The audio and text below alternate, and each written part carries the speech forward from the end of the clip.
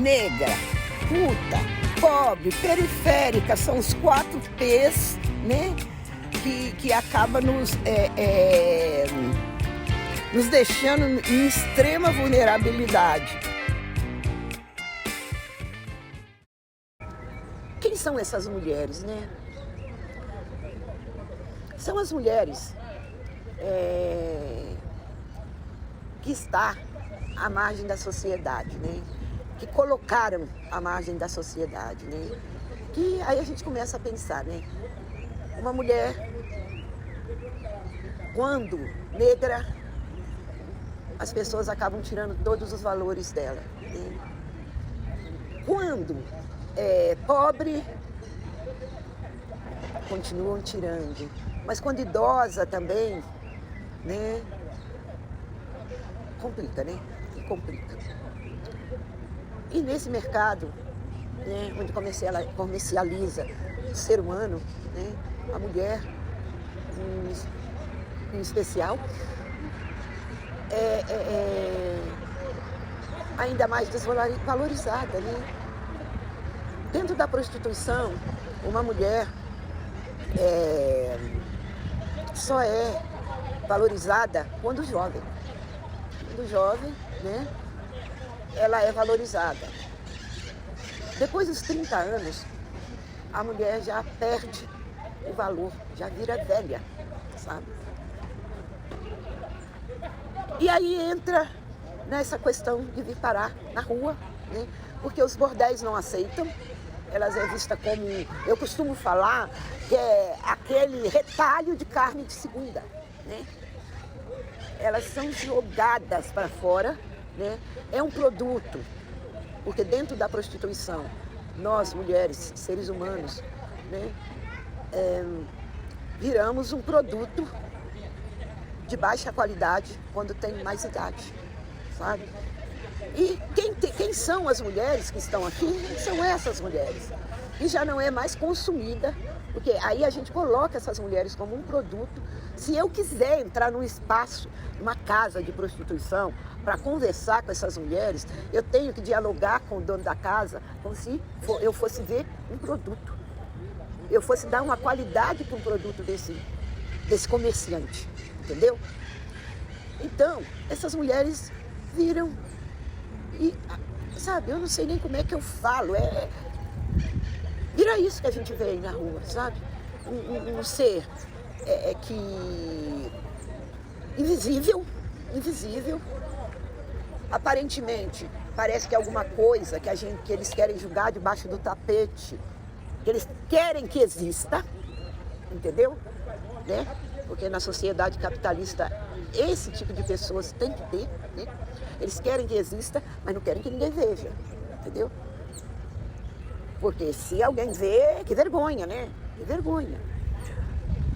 O que nós temos aqui?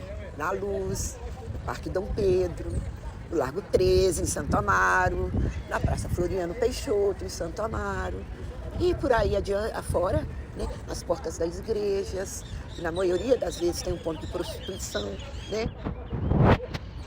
São essas pessoas que a gente vê aí. São mulheres pretas, pobres, mulheres que acabam moradora de rua, sabe? Mulheres extremamente depressivas, sabe? A gente tem mulheres aqui que várias vezes tentou suicídio, né? Porque tem vida dupla ou tripla, sabe? Porque você veja bem, uma pessoa que passa um dia sentada aqui na praça, né? Como a puta. Aí ela atravessa a rua, desce a escadinha da estação,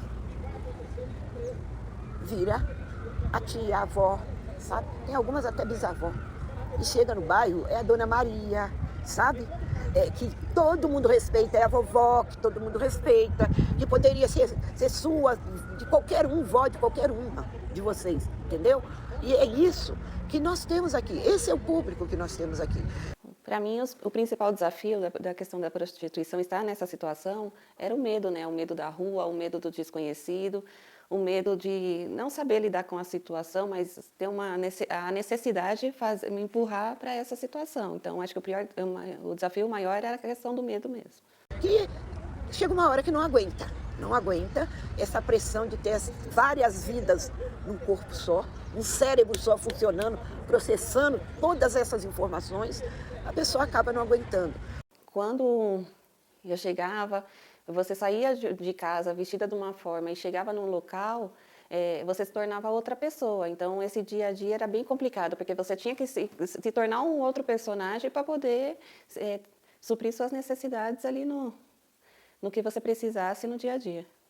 Porque quando eu estava aí, eu já vivia, e eu não era nem vó, sabe? Mas eu era a puta, a catequista e a militante em alguns movimentos sociais. E em 3 situações, eu tinha que esconder o que eu fazia aqui, sabe? Eu chegava lá no bairro, sabe? Aliás, chegava no ponto de ônibus, se algum homem que me via aqui viesse falar comigo, eu falava que não o conhecia. E homem é cruel, sabe? Eles são carrascos. O medo falava muito alto, né? Assim, mas a necessidade gritava ainda mais. Em questão de violência, em questão de você ser tratada de uma forma, você tem que engolir, mas que a sua necessidade grita maior e você tem que estar ali e aguentar tudo calada, porque você lembra que você tem que comprar comida, que você tem as suas necessidades próprias. Quando falava que não conhecia, aí que eles vinham para cima mesmo, né? Para expor, sabe? Então, isso aí são as mulheres que nós temos aqui. São mulheres que às vezes perdem oportunidades por não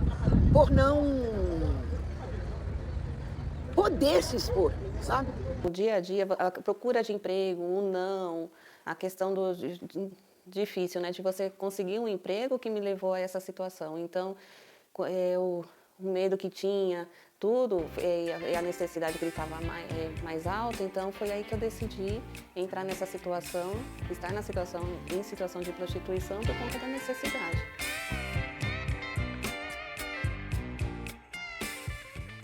Eu acredito que a história começou com Cleone vindo como faxineira para o bairro, né, Bom Retiro, e parando aqui no Parque da Luz para ler, né?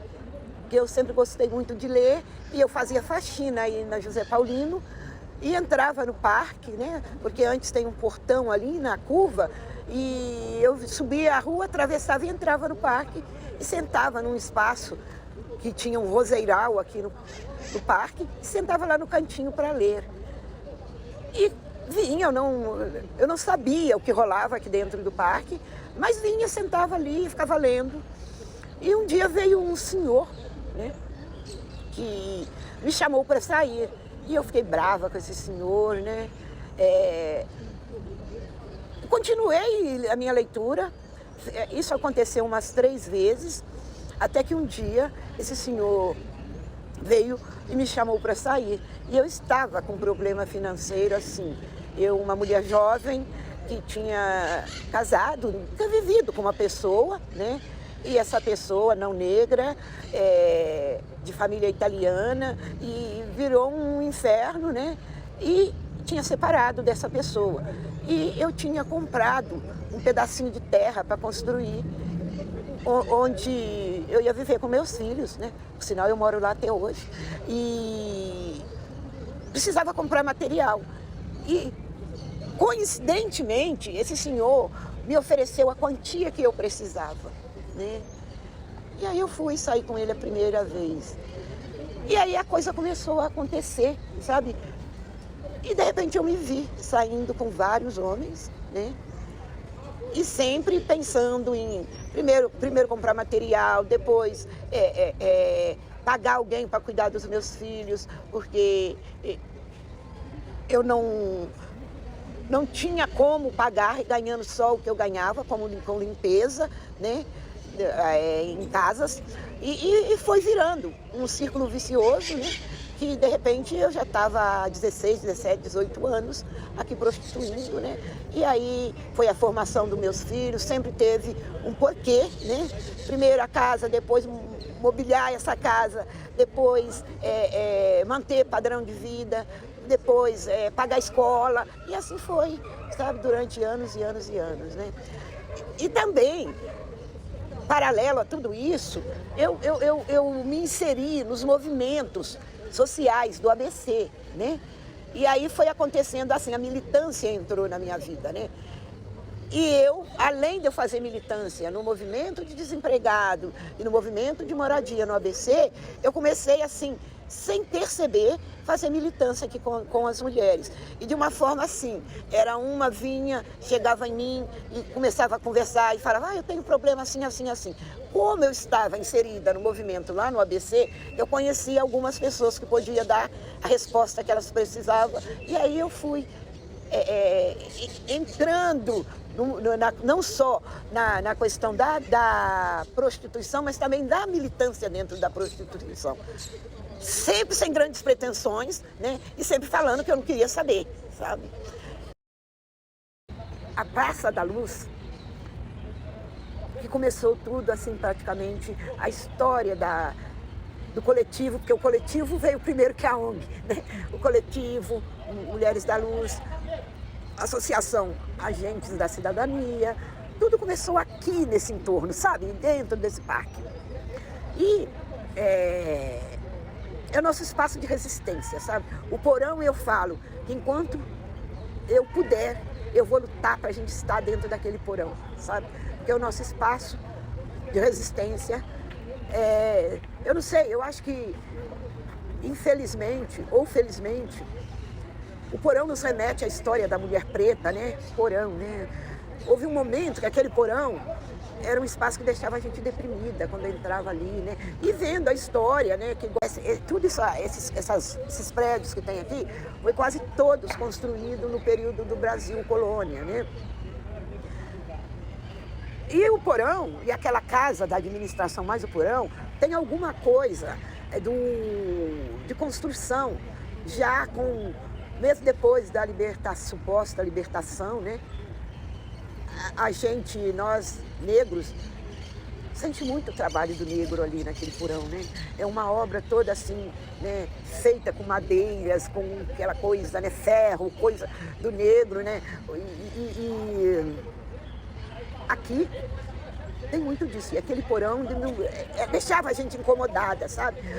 E aí, de repente, a gente começou a trabalhar ali dentro, começou a dar vida aquele porão, sabe? Aquele porão era um lugar era um lugar triste, sabe? Muito triste essa questão de alguma escravidão, que a prostituição é uma escravidão, de alguma escravidão, a gente parece que vai se soltando, né? Hoje eu falo que eu entro ali no porão e eu tenho vontade de ficar, né? Mas foi muita luta. Então, é o nosso espaço, sim, de resistência, sabe? É o nosso espaço de resistência, porque antes de qualquer administrador desses atuais estarem dentro como administrador de parque, ou o secretário desse qualquer, nós já estávamos lutando aqui dentro desse parque, sabe?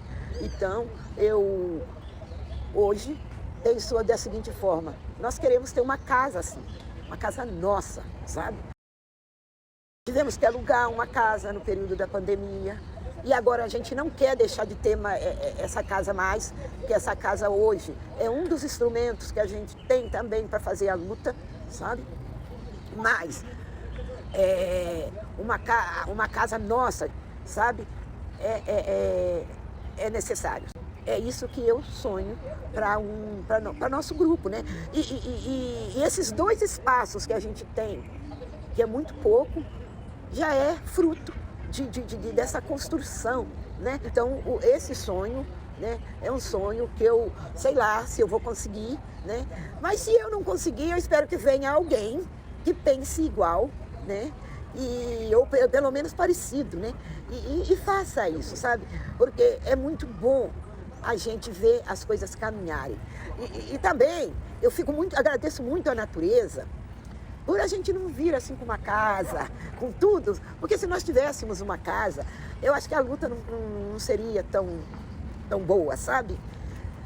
Todo dia eu acordo pensando, né? Hoje nós temos um espaço alugado e o nosso porão, que o porão eu já me apropriei, então é o nosso porão, tá?